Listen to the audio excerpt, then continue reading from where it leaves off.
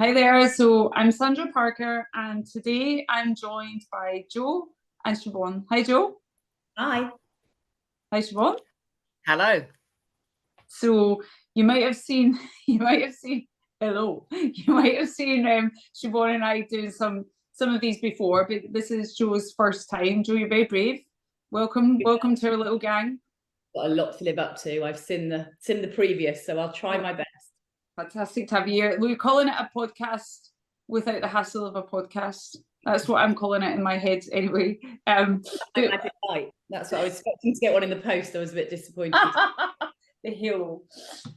So, like, how long, and I know that I just asked you this, but not to put you on the spot, Joe, but how long roughly have you been alcohol-free? 5 months nearly. So just done. Fabulous. Congratulations. And Siobhan? 21 months. Excellent. So what I thought would be nice to chat to both of you about is, like, often, and I know for both of you, like, when I think back in the initial conversations, like the motivation to get control over alcohol, a lot of it is about your children, right? So what's interesting is we're going to get a good perspective. So Siobhan, when we started working together, how old were your daughters? 21 and 19. 19. And one of them was still living at home, right? Yeah, and still is. And still is, right? We can do a course on that later. and Joe, so Maggie is 6. 6. She's 6? Yeah, 6. See, if you'd asked me, I was going to say, and Maggie's 10. Well, she's 6 going on 16, but she's right. Wow, she's a very impressive 6-year-old. Tell her Sandra thought she was 10. So if you like, I'll come to you first, Joe. So when you decided to make this change, what were your concerns about how alcohol was affecting your relationship with Maggie? Well, I think it affects everything about me, firstly. So I think, obviously, I wanted Maggie to have the mum that she deserved, and I felt it had such a hold over me and my life and my thought process that, I wasn't as present. I knew that there was always this dichotomy within my head around shouldn't I be drinking, and it just controls you. I think I was very anxious. I don't think I was being present for my daughter, if I'm truly honest, or showing her the best version I could be.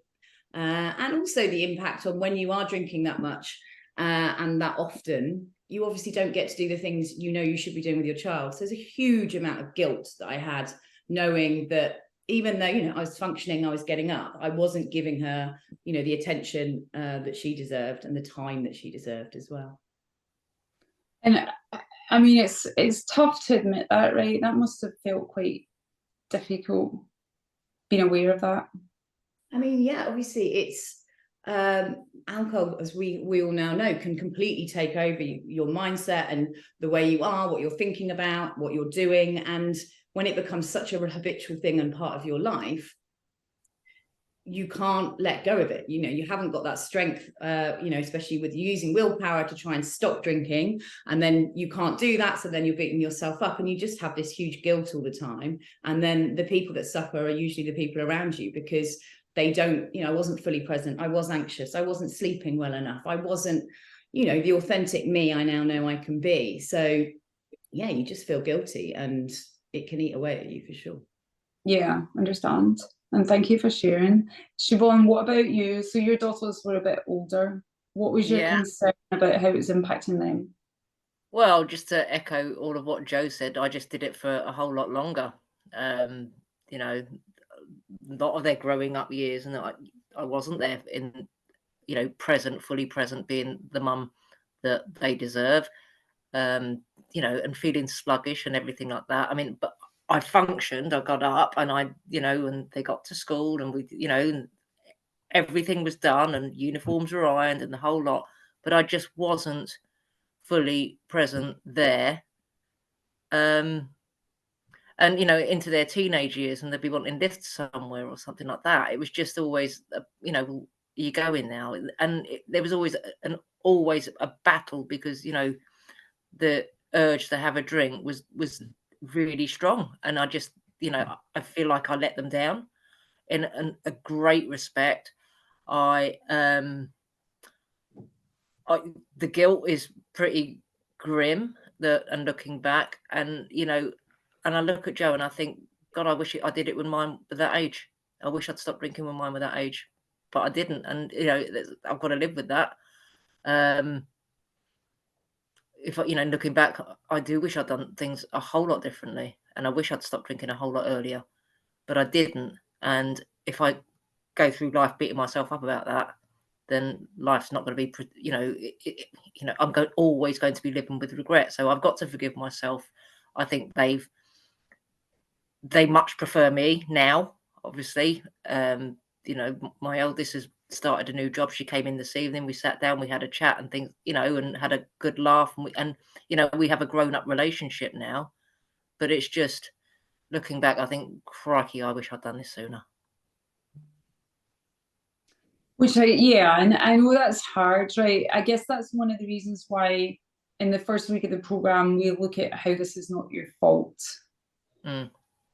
Yeah, and you know, and alcohol is addictive. It's as simple as that. It is addictive, and you know, and when it takes a hold, you know, it's a battle. It's a daily battle. I'm not going to drink today. I'm not going to drink today. Oh, I'll not drink tomorrow, and you find yourself fighting with yourself the whole time.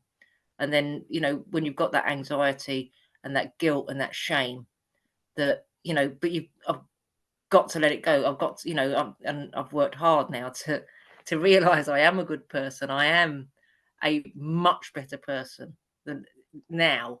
And, you know, and showing up as the best version of me now is, you know, it won't make up for that time, but, you know, it's repairing and it, you know, and our relationship has restored. It is better. We do chat. We, you know, my oldest one, she doesn't live at home, but you know, we chat on the phone a couple of times a week, and she tells me what she's up to. And you know, and when we get together, we have, you know, we have a great time. We'll go out, you know, the four of us will go out for a family meal, and we'll have a laugh. And then they tell me about the time that they bunked off school, and you know, and all of that, you know, and you know, and we have all of the, you know, the good stuff. There is the good stuff, and there is good memories.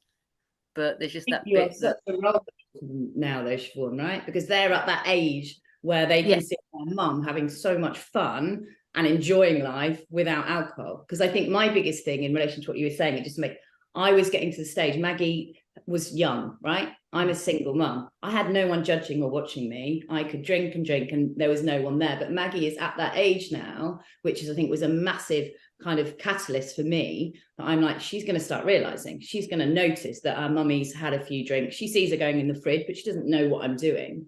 And I think, you know, you've done it at a time that you can now, your daughters can go, there's my role model of how I want to live my life. Now they probably are able to drink, and it's surrounded, I'm guessing. Yeah, and the bizarre thing is that they when they go out, they don't really drink, or you know, there'll be the weekend, you know, so and so's birthday party, and they're going off to some place and come back, and you know, my younger one phoned me up. She'd been out on a night out, and she'd stayed out all night, you know, in a hotel up in Manchester or something. She phoned me up on the way back. She said, "Mum," she goes, can you make sure that, you know, I've washed my bed sheets. She said, but can you make sure I've made my bed, because I'm dying and I need to get in it and spend the whole day in it. I mean, yeah, no problem, sweetheart. And, you know, and that's what you do. But it's, you know, they wouldn't dream of coming in from work and pouring a glass of wine, you know, and they're grown up. They just wouldn't do it. It just doesn't occur to them. And I don't know if it's a generation thing or it's having seen me do it, but I think it's more of a generation thing. That they don't see. It's a combination of both, right? So like we do hear that there's more people, younger people, that are not drinking, but most of them still drink. So I wouldn't underestimate the impact you've had. Yeah, and now you know we're all grown up, and you know, and it's fun, and we get together as grown-ups. We're all going out to a wedding at the weekend, and you know, what you're wearing don't clash with me, and it's, you know, and it's going to be fun, and it's nice to have that grown-up relationship. I mean, had I not stopped drinking, I don't think, you know, I know for a fact, I don't think, I know for a fact I would not have such a good relationship with them now that I do. Because you're Yeah. so engaged with them as well, aren't you? And you remember things so much more, right? Because, you know, you have all these conversations, and I certainly did as well. I would forget things, and I wasn't engaged because I was distracted in everything, not just with children, but with everybody, right? So I guess now they have a really present mum, and this is what I'm hoping Maggie's going to grow up with. She'll remember bits, but probably not enough. And I think that's just so important. Yeah. Yeah, Joe, you couldn't have definitely. picked a better time, mate. Honestly, couldn't have picked a better time. Let's Oh, hope so. and- Maggie actually calls it poison. I haven't. She's like, anyone talks about alcohol, she, that's poison. She said to my mum the other day, she went, Granny, you've got poison in your glass. Yeah, On the mouths of it's children. not too far, but you know, it's good. She looks at it now. Who knows when she gets to 18 herself and makes her decisions, or 15. But yeah, at the moment, she definitely knows about it. Well, what's great as well, Joe, is that like you'll be able to be really authentic with her, right? So you won't be somebody that's saying like don't touch that because it's bad, right? You like when somebody struggled with something and they're open about it, it's just so much more powerful. Yeah, no, you know, as I said, she is 6. I need to put it into context, but I obviously do talk to her about it, and I talk to other people, and you're right. It's people are. She's inquisitive because she's asking, well, some people drink, mummy. Why do they drink? What does it do to them? And you kind of say, well, it can make people act a bit silly. They might not remember. You know, other people in life do, and so she's already asking the questions of me. So, well, you don't then. Well, it's poison. Yeah, we don't want that, mummy. Do we? You know, so it is very powerful. But I think it's more important that it's the person it's making me in comparison to the person I was. And the person I was not present, was not there for her. It, you know, obviously I was functioning, but, you know, I wasn't taking her out at the weekend. There's a dance class on a Saturday morning, which starts at 9 a.m., which her friend did. And I didn't book her on it because I was like, Saturday morning at 9 a.m., I'm going to drive her to dance. And I know that's the reason. She started in December and did her first dance show 2 weeks ago. And I sat there beaming and going, oh my gosh, I don't believe if I was still drinking alcohol, because I didn't want to get her there at 9 a.m. on a Saturday morning because I'd feel hungover, that she'd be doing this. And, you know, and the activities that we just get in the car and go places. I mean, you mentioned the lifts thing, but I bought a car over a year ago to see, like, well, stop me drinking and we'll do more stuff. I didn't drive it because I live in London and I didn't need to. And actually now we just jump in the car and we go places. I've got the energy to do it, and I'm also haven't had a drink. So let's go to the cinema. Great, let's get in the car, let's go.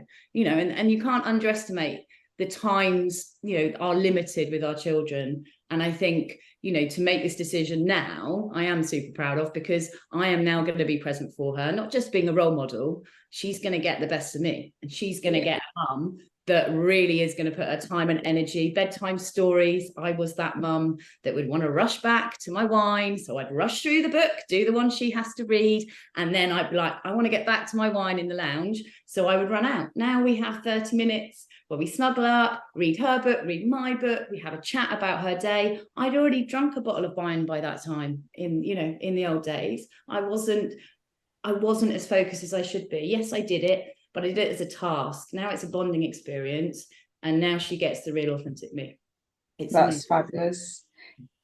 Joe, like, I understand that it was tough to think like you're not fully present.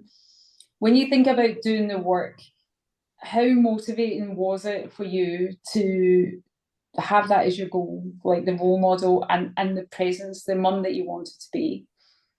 I think it's massively powerful. It doesn't stop when you start the program. I think the doubt, will I do it? Can I do it? And when your mind, at that moment, when your mind hasn't shifted, it seems just unfathomable that you'd actually be able to do that. So you write your goals.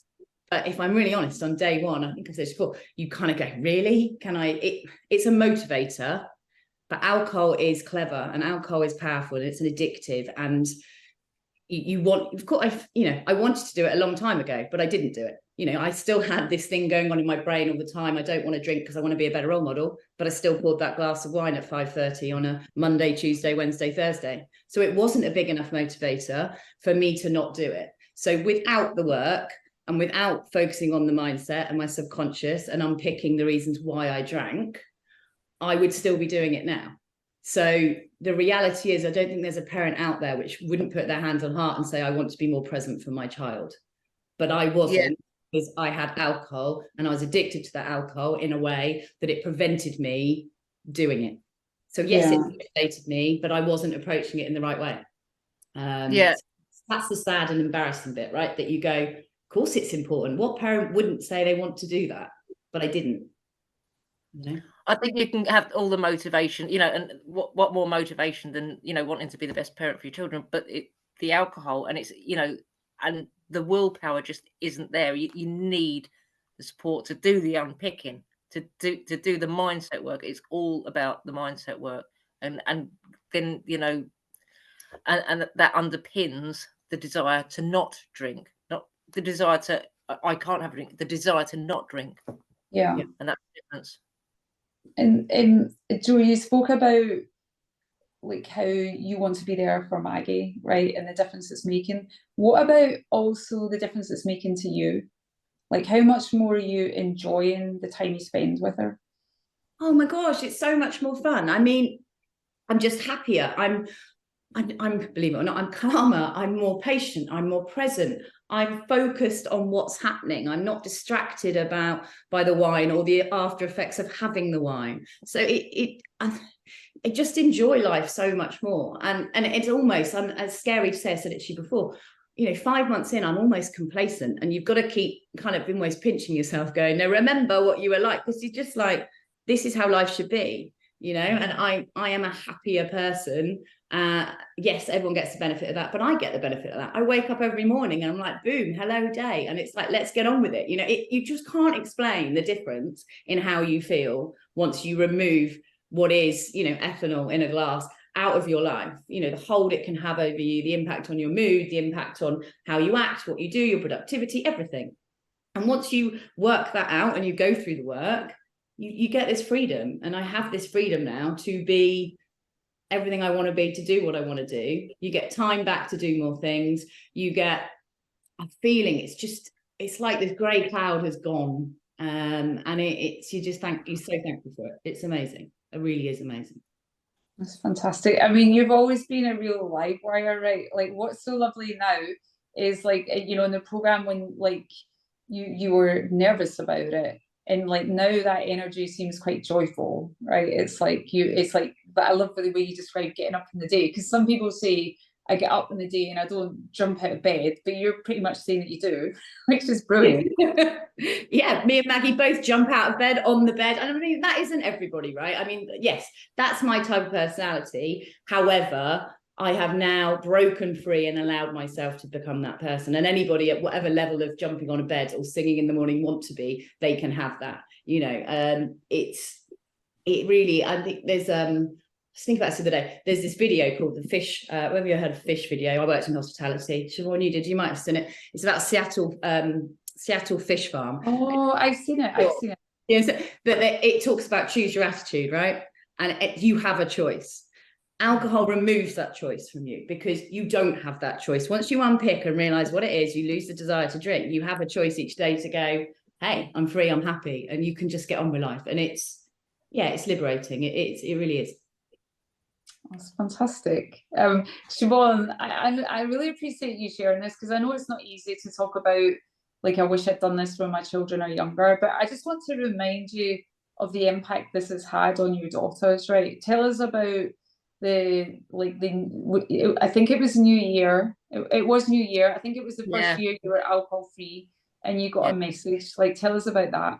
Yeah, Georgia sent me a text message saying, I'm so proud of all that you've done this year. You're the strongest woman I know. And I was just like, oh, wow. They did notice after all that I've stopped drinking, because, you know, it was almost like an unspoken, you know, it wasn't discussed. It was like this horrible, dirty secret. But yeah, so for her to say that, and actually a few weeks into the program, when I told her I was doing this, she came over to me and I was sat in the kitchen. She gave me a big hug and she said, you know, well done, and, you know, really supportive. And, you know, I can say, well, I should have done it before, but I know they're in their 20s, but, you know, they still need their mum. Mum, I need this. Mum, I want that. Mum, can you come and get me? Mum, you know, can you call over? Mum, can you make me dinner? And yeah, so I can still do all the mum things, but you know, and that's good. And who knows? They could rock in with a grandchild one day, and you know, and I could be the best version of a grandmother you know there ever Yeah. is. You know, so there's, you know, there's still so much to look forward to. Yeah. So there is no point in looking back with all the regrets, you know, because that would just eat me up. So I've got to look forward to the brighter future and what that holds. Yeah, absolutely. And it sounds like you're at the stage now where you're starting to really enjoy like having an adult relationship with them, right? Which is fun. Yeah, it is. You know, my eldest called in to pick something up yesterday, so she just pulled up, you know, and that's lovely. So you know, to walk in, who's that at the door? Hiya. And you know, and we just sit in the kitchen, have a cup of tea, and have a chat, and have a catch up about, you know, days and things like that. And it's lovely. It's lovely to have that open, fun, you know, and yeah, sometimes, you know, we'll take the piss out of each other or whatever when we're all together, and it's just fun. It's nice, and it's very comforting that I actually that they still actually want to be around me, and you know, and we still have a laugh together. Yeah, it's fantastic. And Joe, for you, like being a single mom, right? There's extra pressure there. Did you find that you were like beating yourself up more? Like, you know, like Maggie's relying on me. What if I get sick because of drinking? Did that ever go through your mind? I mean, gosh, you know, at the time I wasn't silly. I knew the impacts that alcohol was having on me, but you choose to ignore them, don't you, at the time? Or some days you think, oh, I can do something about it, and you don't. So, yeah, I mean, one of the things I think I said to you on my first call is I'm worried I'm not going to be here for my daughter if I continue in this way. And that's quite a bold statement and sounds dramatic, but ultimately the impacts, you know, we haven't talked about the scientific impact of alcohol, but, you know, there's a real harm to your body and your health. And I was well aware of that. And though I was functioning, you know, I run my own business, I'm a single mum, I've got all these, everyone was looking at me like, oh my God, look at Jo, she's absolutely nailing it. Well, yeah, I was, but on the inside, I was kind of hating myself because I was just getting everything done. And yes, I had to graft because I'm the sole provider for my daughter. But ultimately, you know, it still was eating away at me that I knew I shouldn't be doing it, but I was doing it. And so even though all those motivations, and that's the scary part, and I think, you know, people who are watching this, looking at this will get it. You know, we all know what the right answer is, but until you put this work in, you can't get to that answer. So many people I've spoken to since I stopped drinking, like, oh yeah, no, I'm going to do that. And oh, when we go out, I'm not going to drink. I'm like, no, because you're just doing it off willpower. You're going to be beating yourself up. You're going to be wanting that drink. You know, there's a way to do this. And, you know, obviously, Sandra, you showed us that way. And when you do that work and then you get on that journey, then you're doing it because you don't want to drink anymore. You know, you're not having to force yourself not to. And Yeah. that's when you get this pride, and then you build on that momentum, and then you're off, you know, hopefully. It's amazing. It's fantastic. And one of the things I loved about when you were in the program was like Maggie was part of the, like she felt like she was the star guest, right? So she would pop up here when we were on a call, would it not? Yeah. Which Siobhan would post a song in the morning, and then like Maggie would race it. It must have been nice as you started to see the change, like for it to be like the song in the morning, and for it to be, was it fun to have to share that with her? Yeah, I mean, obviously, you know, we are a two-man band, her and I, and we do pretty much everything together. And so I think though the journey was for me, of course I wanted to be involved. And also, you know, why are you on this Zoom call, Mummy? What are you writing in the jet? She had her own, remember, she's got her own brag book. You know, we both wrote our brag books together, and it was great because for me, I'm like, I need to practice her handwriting. Here we go. We sat and wrote together, kind of, we thought of that together. So she very much came on the journey. I mean, yes, Siobhan's songs in the morning, which were a massive motivation to me, but also something I could share with her. And in those early days, when you're still doing the really early work, you do need a little bit of motivation. You are, you know, still focusing on a little bit of, I don't know how I'm doing this, what am I going to do? And you're still uneasy in those first few days. So to have her jump on the bed with me and sing a song, yeah, it was massive, for sure. Fantastic. And if somebody's watching this, Joe, and they're resonating with what you say, and they're thinking, gosh, I'm like that with my children, you know, like rushing through bedtime, or doing all the things but not being fully present. Like, what would you say to them? Say, give yourself a chance, believe in yourself. You have an opportunity, and it might sound too good to be true. I was you, whoever you are out there. I was like, well, it's not going to work for me. I'm stubborn. I'm this. How on earth is that going to help me stop it? It works. Okay. And if you put the work in and you'll work at different levels and you get the motivation from it, you can achieve it. And you can achieve it where you don't want to drink. You're not going to be focusing on, everyone thinks like, oh yeah, but you can't drink. No, it's not that I can't. I don't want to. And that is available to anybody if you want it. Have that motivation, understand why you want it, and then I think watch the webinar, start the journey. You know, yeah. Oh, fantastic. Thank you, Jo. Siobhan, what would you say? Even if your children are older, it's never too late. You can't wind the clock back, but you can see, you know, when the clock rolls forward, you could be a much better version of yourself. And I've done it, and I'm getting the rewards now of having my children that, you know, love me for who I am, and they love the better version of me. Mum, that's, you know, going to be. I really do appreciate every day that I don't drink, because, you know, it's another day and a brighter day that, you know, I get to share, you know, with my girls, and start the journey. Watch the webinar. Thank you both very much. What a fantastic interview. Thank you. Thank you, Jo. Thank you, Siobhan. Cheers.